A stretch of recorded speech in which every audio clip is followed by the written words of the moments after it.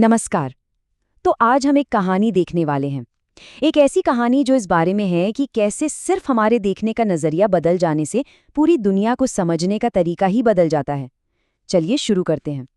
तो कहानी की शुरुआत में ही एक बहुत बड़ा सवाल खड़ा हो जाता है। वो हैरान था कि जो चीज़ वो साफ साफ देख भी नहीं सकता, वो भला पूरे शहर को कैसे छुपा सकती है। और यही सवाल हमें उस रहस्य की ओर ले जाता है जिसे हम आज समझने की कोशिश करेंगे।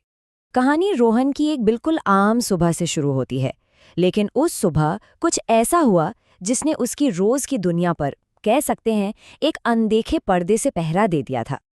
जरा सोचिए, रोहन अपनी बालकनी में खड़ा है और बाहर सब कुछ धुंधला है। सामने वाली इमारतें हैं भी या नहीं पता नहीं चल रहा।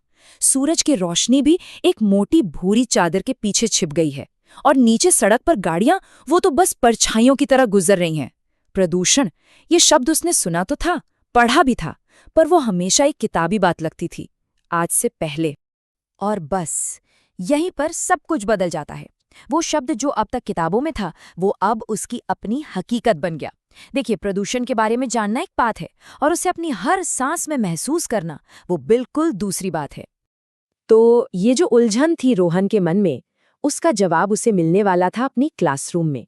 उसे एक, कह लीजिए, एक खास डिवाइस दी जाती है जिसका नाम है व्यूअर। अब इसका काम क्या है? इसका काम है उन चीज़ों को दिखाना जो हमें आम तौर पर नहीं दिखती। एक तरह से ये अलग अलग मौसम, अलग अलग हवा की सीधी तुलना करने में मदद करता है। समझिए कि एक नई दुनिया का दरवाज़ा ही खुल गया। जैसे ही रोहन व्यूअर लगाता है, क्लासरूम गायब। वो खुद को एक भीड़ भरी सड़क पर पाता है। धुंध इतनी है कि आवाजें भी दबी दबी सी आ रही हैं। गाड़ियों की हेडलाइट्स, वो रोशनी नहीं बल्कि धुंधले से गोले लग रहे हैं। हवा में एक अजीब सा भारीपन है। और पहली बार उसे हवा में तैरते हुए वो छोटे छोटे कण दिख रहे थे जो वैसे तो कभी नजर ही नहीं आते। और फिर एक बटन दबा और व्यूअर उसे एक बिल्कुल ही अलग दुनिया में ले जाता है। एक ऐसी हकीकत जो उसकी सोच को हमेशा हमेशा के लिए बदलने वाली थी। स्क्रीन पर देखिए, दो दुनियाओं का फर्क कितना साफ है। एक तरफ वो भारी हवा, दबी हुई आवाजें, धुंधली रोशनी और एक बोझिल सा माहौल, और फिर दूसरी तरफ बिल्कुल खुली हवा जहां बच्चे आजादी से दौड़ रहे हैं, आसमान साफ नीला है और हर चीज में एक हल्कापन है, एक ताजगी है। रोहन को जो महसूस हुआ वो इस एक लाइन में सब कुछ कह देता है। ये फर्क बिल्कुल साफ महसूस हो रहा था। बस यही वो पल था जब दिमाग में सारी चीजें एकदम क्लियर हो गईं। तो अब कहानी सिर्फ प्रॉब्लम की नहीं बल्कि सॉल्यूशन की तरफ बढ़ती है। व्यूअर ये भी दिखाता है कि ये जो साफ हवा है ना, उस तक पहुंचने का रास्ता कोई एक दिन का जादू नहीं है, बल्कि ये धीरे धीरे तय होता है। तो ये बदलाव हुआ कैसे? व्यूअर ने एक एक करके दिखाया। पहले तो सड़कों पर गाड़ियां कम हुईं, फिर ज्यादा से ज्यादा पेड़ लगाए गए, जो कंस्ट्रक्शन साइट्स थीं वो ज्यादा साफ सुथरी हो गई, और हाँ, लोगों ने साइकिल चलाना या पैदल चलना ज्यादा शुरू कर दिया।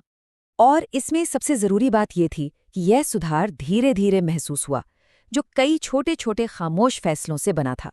मतलब एक बड़ा बदलाव जो है ना, वो असल में कई छोटे छोटे लगातार लिए गए कदमों का ही नतीजा होता है। अब कहानी अपने आखिरी पड़ाव पर है। ये एक्सपीरियंस खत्म होने वाला है। बाहर की दुनिया तो वैसी ही थी, पर रोहन के अंदर की दुनिया वो पूरी तरह बदल चुकी थी। और फिर व्यूअर उतर जाता है, सिमुलेशन खत्म, क्लासरूम वापस आ गया, वही रोशन, वही आम सा क्लासरूम। लेकिन रोहन अब वो पहले वाला रोहन नहीं था। उसने अपनी नोटबुक में वो बातें नहीं लिखी जो उसे बताई गई थी। नहीं, उसने वो लिखा जो उसने खुद देखा, खुद महसूस किया। बाहर शहर अब भी वैसा ही दिख रहा था, लेकिन उसका ध्यान बदल चुका था। असल बदलाव बाहर नहीं बल्कि अंदर हुआ था, उसके देखने के नजरिए में। अब जिस हवा में वो हर पल सांस लेता था, वो बस यूं ही नहीं थी। वो एक ऐसी चीज बन गई थी जिस पर ध्यान देना जरूरी था, जिसे वो और समझना चाहता था।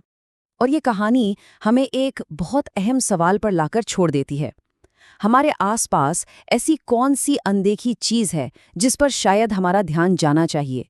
कौन सी ऐसी हकीकत है जो हमारी नज़रों के बिल्कुल सामने है पर हम उसे देख नहीं पा रहे हैं?